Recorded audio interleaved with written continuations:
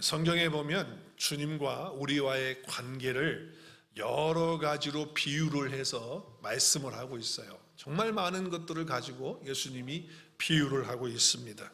주님과의 관계가 한 가지의 어떤 형태로 우리에게 주어지는 것이 아니라 신앙생활을 할 때 주님과 우리와의 그 관계 속에는 정말 많은 것들이 있다는 거예요. 그래서 어떤 것을 강조하느냐에 따라서 그 관계의 비유가 달라지는 것을 볼 수가 있어요. 자, 한번 예를 든다면, 주님과 우리의 관계를 한번 예를 든다면 이런 것이 있어요. 목자와 양의 관계가 있어요. 자, 목자와 양의 관계는 실제로 우리는 사람이지 양은 아니잖아요. 그런데 예수님을 목자로 그리고 우리를 양으로 그렇게 비유를 해요. 그래서 주님은 선한 목자라고 그렇게 말씀하셨고, 양들인 우리를 위해서 목숨을 버리는, 그러니까 목자로서의 그런 어떤 강조를 하기 위하여, 또 우리가 양이라고 하는 사실을 말하기 위하여, 그래서 우리가 그 말씀에 순종하고, 또 목자는 우리를 잘 돌보고 우리를 사랑해 주시고 우리를 살려 주시는 거예요. 그래서 다윗은 하나님께 대해서 이렇게 얘기했어요. 여호와는 나의 목자시니라고 그렇게 고백하면서 부족함이 없다. 왜? 나는 양인데 목자만 있으면 양은 다 해결되니까 그렇게 관계를 말하고 있습니다. 또 왕과 백성으로서의 관계를 얘기해요. 왕과 백성. 주님은, 하나님은 우리의 왕이시고 우리는 그의 백성이다. 그래서 하나님은 늘 우리에게 내 백성이라고 이렇게 말씀을 하셔요. 그리고 하나님이 되실 것이다. 그리고 우리가 하나님을 찬양할 때 그냥 하나님이라고 하지 않고 왕이신 나의 하나님이여 라고 이렇게 찬양하고 기도해요. 하나님은 우리의 왕이 되시고 나의 왕이 되시고 우리는 그의 백성이 된다라고 하는 것이죠. 또 스승과 제자와의 관계를 말하실 때가 있어요. 제자와 스승의 관계. 주님은 선생님이세요. 랍비로 우리에게 오셔, 물론 주님이시지만 랍비로서 선생으로서의 역할을 말씀하실 때, 가르치는 것을 말씀하시고 본을 보이시는 걸 말씀하실 때 스승이라고 말씀하시죠. 그리고 우리는 그 가르침을 듣고 배우는 사람이고 그 가르침의 본을 따르는 사람이 제자니까 스승과 제자의 관계를 말해요. 그래서 요한복음에 보면 나를 선생이라 주라 하는 것이 맞다. 네 말이, 너희들이 말이 맞다. 내가 주와 선생이 되어가지고 너희들의 발을 씻고 본을 보여주는, 말씀만 가르쳐주는 것이 아니고 본으로 보여주면서 스승의 역할을 감당하고 또 스승의 뒤를 따라가는 것이 제자니까 제자의 삶을 그렇게 이야기하는 거예요. 그러니까 여러분, 교회 오면요 열심히 듣고 배우셔야 돼요. 듣고 배우는 시간, 성경 공부하고 말씀의 시간, 이런 시간 가지려고 하면 나는 학교 다니면서 공부하기 싫어가지고서 지긋지긋해서 그랬는데 교회까지 와서 또 무슨 성경 공부를 한다고 그러십니까? 머리 아픕니다 이러시면 안 돼요. 우리 주님은 스승이시고 우리는 제자니까 그분의 말씀을 들어야 돼요. 듣고 배우는 것만 끝나는 게 아니라 본을 보이는 걸 통해서 스승과 제자의 관계를 만드는 것이죠. 그래서 우리는 뭘 배워야 돼요? 주님의 말씀도 배우고 주님의 뜻도 배우고 어떻게 서로 사랑하고 용서하는 것도 배우고, 그리고 전도하는 것, 선교하는 것도 배우고, 그리고 서로 섬겨주는 것도 배우면서 주님을 닮아가고 성장하는 거예요. 그게 스승과 제자와의 관계를 말하는 거죠. 또 성경에 보면 친구와의 관계를 말해요. 우리 주님이 우리를 친구라고 그렇게 불러요. 그럼 맘먹으라는 겁니까? 주님하고 우리가 맘먹으라고 친구라고 불러주는 것이 아니에요. 여기에 지금 주님이 우리를 친구라고 이런 관계를 말씀하실 때는 비밀을 다 얘기해 주신다는 거예요. 하나님 아버지께서 예수님에게 말씀하시고 들려주시고 알려주신 걸 우리가 다 몰라요. 하나님이 가지고 계신 거 어떻게 다 알겠어요? 그런데 예수님을 통해서 우리가 알게 됐다. 예수님이 말씀해 주시니까. 그래서 친구 관계를 얘기할 때 이제부터는 너희를 종이라고 하지 아니하고 종은 주인의 하는 것을 알지 못한다. 그런데 너희는 친구다. 내 친구다. 너와 나와의 관계는 무슨 관계? 친구 관계다. 그래서 친구 관계의 특징이 뭐냐? 강조하는 게 뭐예요? 아버지께 들은 모든 것을 다 너희에게 알려주는 거예요. 비밀을 알려주는 거예요. 여러분, 진짜 친구는요, 엄마 아빠한테 내가 말 못하는 거를 진짜 친구에게는 다 비밀을 얘기하는 거예요. 그래서 비밀을 다 알게 되는 그런 관계가 된다라고 하는 것을 말씀하시죠. 또 중요한 관계는 우리 하나님은 아버지시고 나는 그의 자녀다.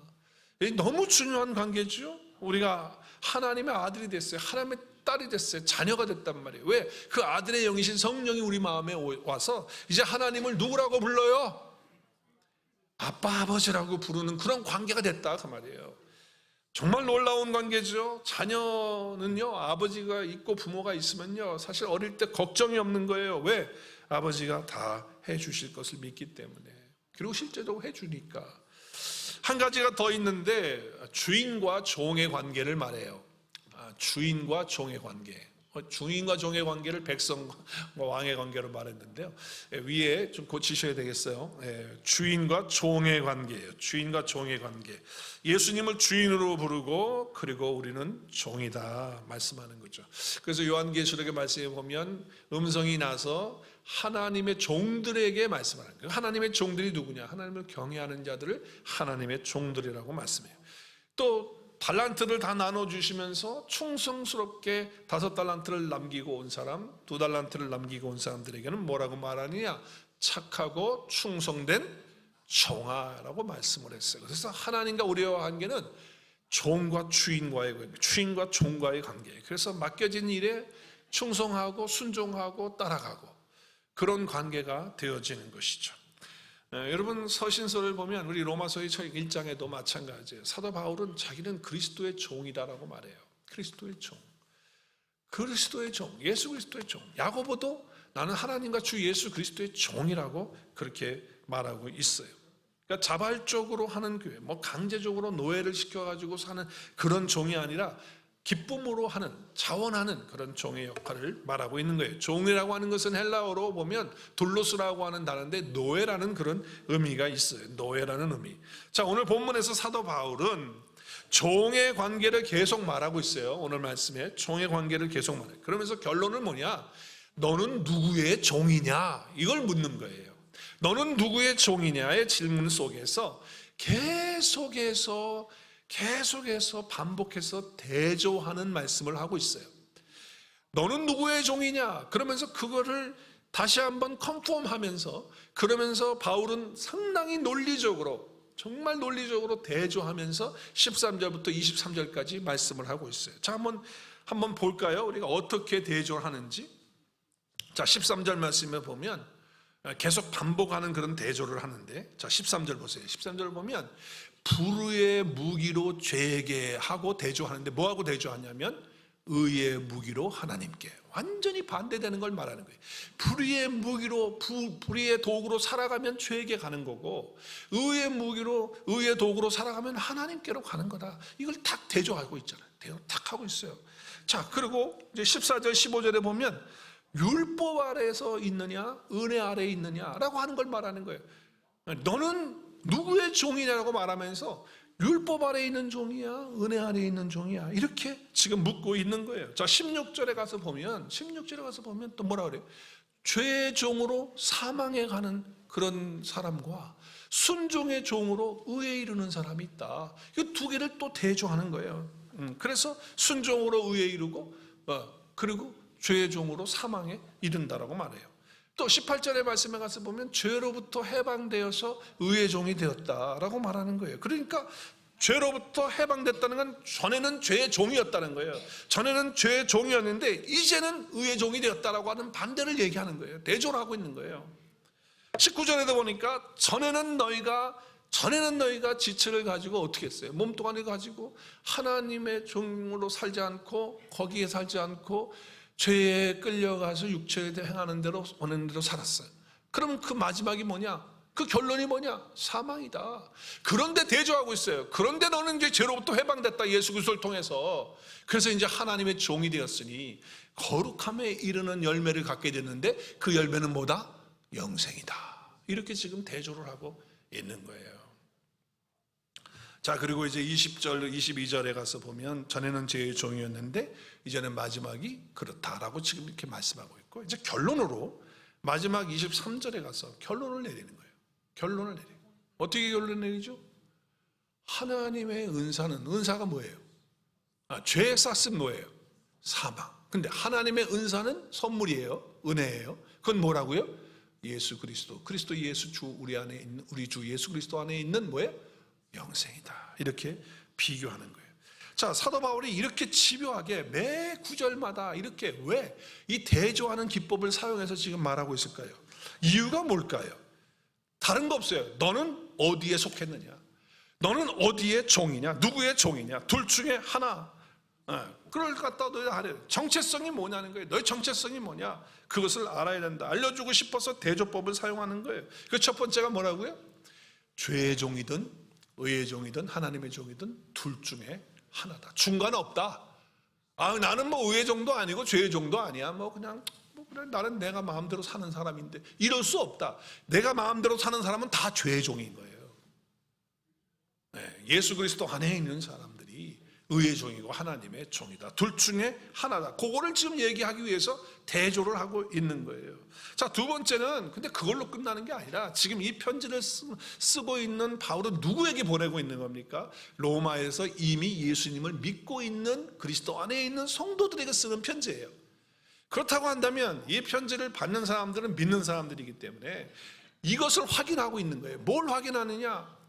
그 당시 로마 성도들이나 지금 말씀을 듣고 있는 저와 여러분 모두는 다 그리스도 예수 안에 있기 때문에, 우리가 주님과 연합되어 있기 때문에 우리는 더 이상 죄의 종이 아니고 의의 종이고 하나님의 종이라는 것을 알려주고 있는 거예요. 내가 누구냐, 너희들이 지금 누구냐, 너희들의 정체성이 뭐냐라고 하는 것을 알려주고 있는 것이죠.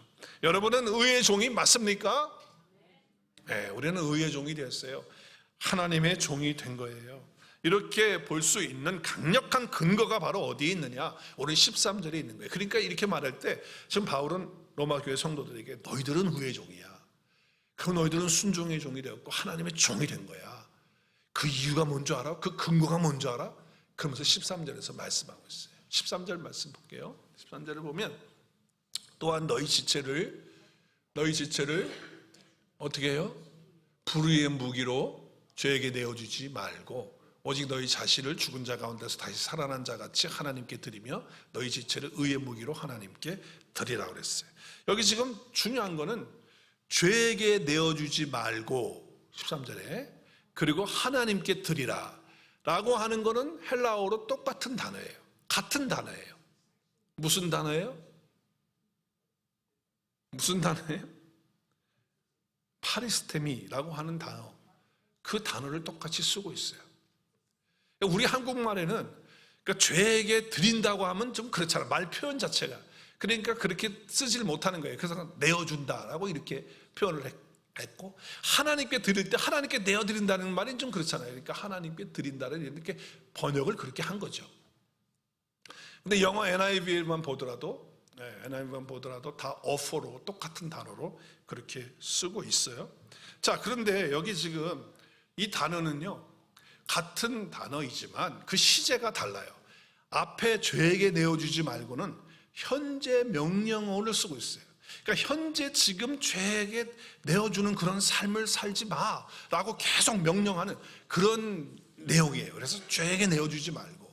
자, 그런데 하나님께 드리라는 것은, 하나님께 드리라는 그 시제는 내가 아직 하나님께 드리지 못했으니까 하나님께 드려야겠구나, 그러니까 드려라, 그게 아니에요. 이 시제는요, 영어에도 없고 한국에도 없는 시제예요. 문법상. 그걸 갖다가 부정과거 시제라고 그래요. 그걸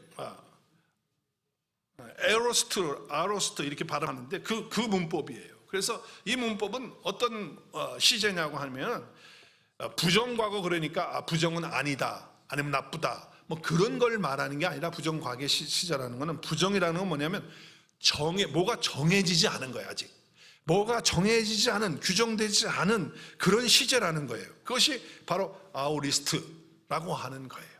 이거는 어느 문법에도 시제가 없어. 헬라어에만 있는 그런 시제예요.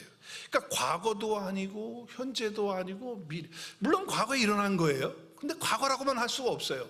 현재도 있거든요. 근데 현재라고만 할 수 없어요. 미래도 있거든요. 이러니 이걸 시제를 어떻게 쓰냔 말이야. 그래서 이 시제를 아로스트라고 하는 시제로 쓰는 거예요. 그러니까 이것은, 이 시제를 쓰는 것은 인간이 할 수 있는 것이 아니라 이것은 하나님만이 하시는 역사이기 때문에 이런 시제를 쓰는 거예요. 영적인 역사가 일어났기 때문에 과거라고 말할 수도 있지만 사실은 과거는 또 아닌 거예요. 왜냐하면 현재 내 삶이 달라졌기 때문에, 변화됐기 때문에. 그렇다고 해서 현재 변화된 것이 이것이 다냐? 아니라는 거예요. 또 새로운 변화가 또 있다는 거예요. 그러니까 이것이 어떤 시제를 쓰는, 그러니까 좀 더 쉽게 설명을 드리면 이거예요. 성경에 나오는 하나님의 역사는, 모든 역사는 영적인 것인데, 자, 예를 들어서 십자가에서 예수님이 이 땅에 오셔서 죽으셨어요. 2000년 전에 죽은 사건이에요. 과거의 사건이에요. 그럼 그 과거로 끝나면, 그러면 그 과거의 사람들밖에는 구원 못 받아. 그런데 그것이 과거에 끝난 사건이긴 하지만 그 다시는 있잖아. 다 한 번에 있는 사건이었어요. 한 번에 있는 사건이었는데, 그 사건이 현재 우리에게 동일하게 그 역사가 영적으로 일어난다라고 하는 거예요. 그래서 저와 여러분이 예수 그리스도를 믿고 그분과 함께 십자가에 못 박혀 죽고 다시 주님과 함께 살아서 주가 연합되는 사건이 현재 우리에게 일어났잖아요. 지금 다들 소리하는 목사님 오늘 너무 어려운 소리하는 것 같아요. 자, 그리고 그 사건만 끝나는 게 아니라 우리가 구원을 이 땅에 받으면서 이 땅에 가지고 누리고 살고 있어요. 그럼 여기서만 끝납니까? 아니잖아요. 영원한 또 하나님의 나라에 들어가서 주님과 함께 사는 온전한 구원이 주님 오실 때 이루어져요. 또 우리가 주님 앞에 가면 이루어지는 역사가 이루어지는 거예요. 그러니까 단 한 번 일어나는 역사지만 그 역사를 통해서 성령께서 우리 안에 현재 함께 계시면서 일하시고 역사하시고, 그리고 앞으로 우리를 영원한 천국으로 또 인도하시는 그러한 사건과 역사가 있기 때문에 그냥 단순히 과거형으로만, 완료형으로만 쓸 수가 없는 거예요. 그런데 영어에서 한국말에서 시제가 없으니까 그냥 완료로 이렇게 표현을 하는 거죠. 그렇게 과거를 쓰는 거예요. 그래서 과거 완료로 그렇게 쓴다라고 하는 거예요. 자, 그러니까 제가 말씀드리는 것은, 하나님께 드리라고 할 때 내가 하나님께 드려진 바가 되지 않았으니까 지금 드려야 된다라는 게 아니라는 거예요. 이미 완료가 됐다는 거예요. 하나님께 드려진 존재가 됐어요. 언제 그렇게 됐습니까? 예수 그리스도께서 우리를 위해서 죽으신 그때에 이미 우리는 하나님께 드려진 존재가 된 거예요. 아멘.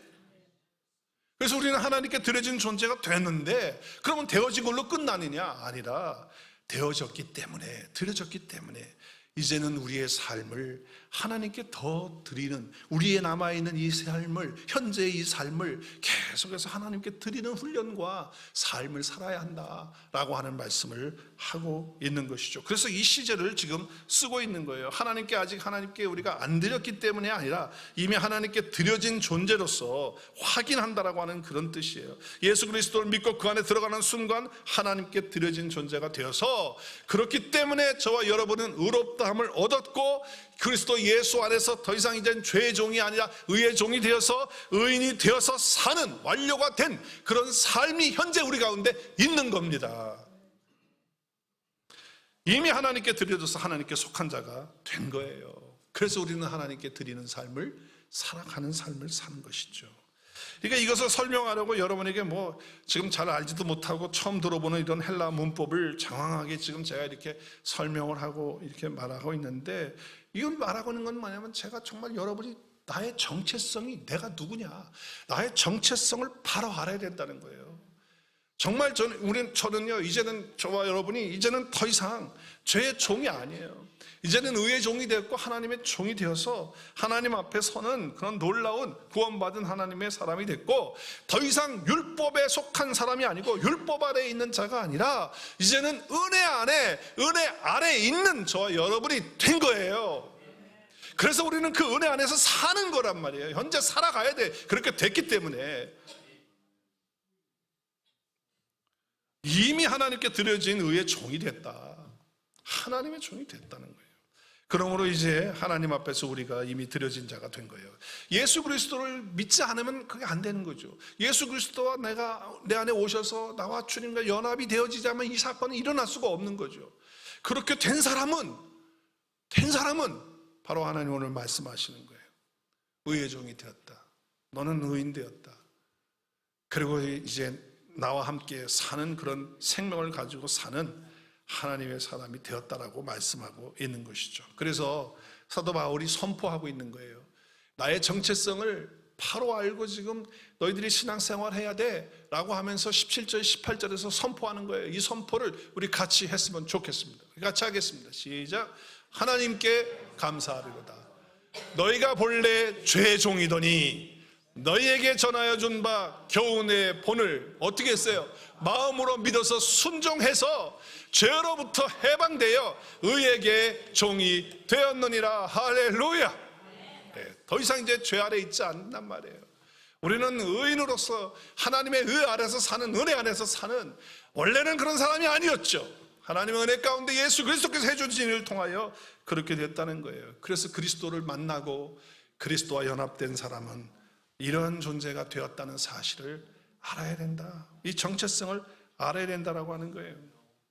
그렇기 때문에 이미 의의 종, 하나님의 종이 된 자로서 하나님께 순종하며 살지언정 절대로 죄에게 종노릇하고 죄에게 끌려가서 살아가면 안 된다라고, 그래서 현재 명령형으로 죄에게 내어주지 말라고 그렇게 말씀하고 있는 것입니다. 혹시 여러분 중에 이제 말씀을 좀 아시는 분들은 질문이 있을 수 있어요. 아니, 사도 바울 쓰신 서신뿐만 아니라 또 모든 사도들이 쓰고 또 주님도 말씀하셨는데 오늘 종이 아니라 친구라고 말씀하셨고, 그리고 사도 바울은 계속해서 우리는 종이 아니고 자녀다 이렇게 계속 말씀을 하셨거든요.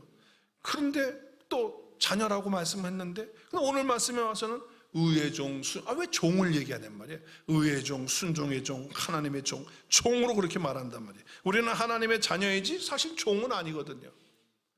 하나님의 자녀잖아요. 그런데 오늘 여기서 종이라고 하는 표현을 쓸 때는 무엇인가 우리에게 메시지를 주는 것이죠. 메시지를 주는 거예요. 아까 제가 서론에 그래서 말씀드린 거예요. 주님과 우리의 관계를 무엇을 강조하냐에 따라서 주님과 우리의 관계를 비유하는 그런 말씀들이 있기 때문에 그런 거예요. 자, 여러분, 믿음은요 어떤 종교와 같이 열심히 애쓰고 수고하고 뭐 그렇게 한다 할지라도 결코 보장받지 못하는 게 종교고 우리의 열심이고 우리의 노력이에요. 아무리 한다고 해도 사실은 결론적으로 남는 게 아무것도 없어요. 아무것도 없어요. 종은 그런 거예요. 제가 왜 그러냐면은, 자, 종은 나가서 정말 열심히 일했어요. 그리고 집에 들어와서도 또 열심히 일했어요. 그런데 주인의 모든 그런 유산, 또 주인의 것이 자기 것이 될 수가 없어요. 종은 절대로 될 수가 없어요. 근데 자녀는 다른 거예요. 자녀는 뭐냐? 자녀는 나가서 일도 잘 안 하고 실수도 하고 뭐 잘못도 하고, 그런데 집에 들어왔어. 그렇다고 해서 아버지가 가지고 있는 것이 자녀의 것이 안 되느냐? 그렇지 않아요. 비록 좀 뭐 일도 제대로 못하고 뭐 실수도 하고 그리고 뭐 좀 게으름도 피고 좀 부족한 것도 많이 있었어. 그럼에도 불구하고 그 자녀는 종이 갖지 못하는 주인의 모든 것, 아버지의 모든 것을 다 가질 수 있는 자의 자격이 있다는 거예요. 이것이 저와 여러분의 분명한 정체성인 줄로 믿으시기를 바랍니다. 이게 바로 우리의 정체성이에요. 그러니까 종이 아니라 사실은 우리 자녀라는 거예요. 자녀에게는 모든 것을 다 받을 수 있는 그 은혜와 자격을 갖고 있다는 거예요. 조금 모자라도, 조금 부족해도, 조금 뭐가 안 돼도, 넘어져도. 그리고 우리 사도 바울이 본문에서 우리를 종으로 설명할 때는 하나님을 향한 그 은혜와 사랑을 우리가 받았잖아, 자녀로서. 그러면 이제 자녀로서 어떻게 살아야 되느냐. 근데 그것을 종으로 비유해서 말씀을 하고 있는 거예요. 어떻게 종은 주인을 섬겨야 되는지 그 부분을 강조하기 위해서 종으로 말씀을 하고 있는 거예요. 그러면 이제 우리는 의의 종이에요. 하나님의 종이에요. 하나님 자녀란 말이에요. 그럼 어떻게 살아야 되느냐. 오늘 말씀에 보면 두 가지를 말씀하고 있어요. 계속해서 의의 종, 죄의 종 이렇게 대조하면서 말씀하시면서 그 비밀을 담아놨는데 두 가지. 첫째는 오늘 말씀 주보를 참조하시고, 의의 종, 하나님의 종은 하나님이 그 마음과 삶을 다스리셔야 된다는 거예요. 절대로 뭐 이건 복잡한 게 아니에요. 자, 오늘 14절 말씀 보세요. 우리 율법 아래 있습니까? 은혜 아래 있습니까? 우리는 은혜 안에 있는 사람이 율법 아래 있지 않아요, 이제 우리는. 그러니까 율법의 지배를 받으면 안 돼. 나의 어떤 지배를 받으면 안 된단 말이에요. 나의 어떤 행위의 지배를 받으면 안 된단 말이에요. 이제는 하나님이 우리에게 베푸신 그 은혜의 지배를 받는, 그 삶의 다스림을 받는 그런 자가 되어야 될 줄로 믿습니다. 복잡하게 생각할 거 없어요. 여러분 마음속에 꽉 채우고 있는 게 뭐예요? 여러분의 감정에 꽉 채우고 있는 게 뭐예요? 여러분의 삶에 온통 여러분의 삶을 지배하고 다스리고 있는 것이 뭐예요? 그게 여러분의 주인인 거예요. 여러분이 그게 주인이라고. 말은 뭐 주님이 주인이십니다, 주님이 주인이십니다, 뭐 고백하고 찬양한다, 주님이라고 찬양하지만은 내 생각 속에 채우고 있고 감정 속에 꽉 채우고 있고 내 삶을 이끌어가고 있는 것이 무엇이냐, 그것이 바로 그 사람의 주인이라는 거죠. 여러분, 미국 사회나 한국 사회에서 지금 가장 심각한 건 중독이에요. 중독처럼 심각한 게 없어요. 정말 그래요. 숨겨놔서 그렇지 이 중독의 문제는 이루 말할 수가 없더라고요. 알코올 중독으로 시작해서 마약 중독, 인터넷 게임 중독 심각합니다. 포르노 중독 심각하고요. 노름하는 그런 중독에 빠져 있고, 어떤 사람은 일에 빠져가지고 일에 중독되어져 있고, 요즘에는 또 젊은 사람이든 나이 든 사람들은 유튜브 중독에 빠져가지고서 있어요. 거기에 끌려간단 말이에요. 거기다 시간 들인단 말이에요. 그러면 거기에 중독되어 있는 거예요. 그거 다. 그게 뭐예요? 죄의 종이 되는 전형적인 그런 이야기가 되는 거예요. 죄가 그를 다스리고 온통 생각이 쾌락에 들어가요. 자기 쾌락, 자기 즐거움, 어떤 미디어, 어떤 사람들의 이야기, 이거 다 죄의 종으로 이끌려가는 심각한 문제라는 거예요. 그런데 극단적인 이런 중독의 문제만이 아니라 죄의 종이 되는 것은, 중독되는 것은 당연한 것이고, 근데 이 중독이 다양한 방법으로 우리 가운데 있다는 거예요. 특별히 예를 들면 상처. 자기 생각 속에 옛날에 받은, 과거에 사람들에게 받고 환경에 통해서 받은 상처가 늘 마음속에 있어. 그래가지고 생각 속에 그게 꽉 차 있으면요, 그게 자기를 다스리는 거예요. 그 상처가 다스리고 지배하는 거예요.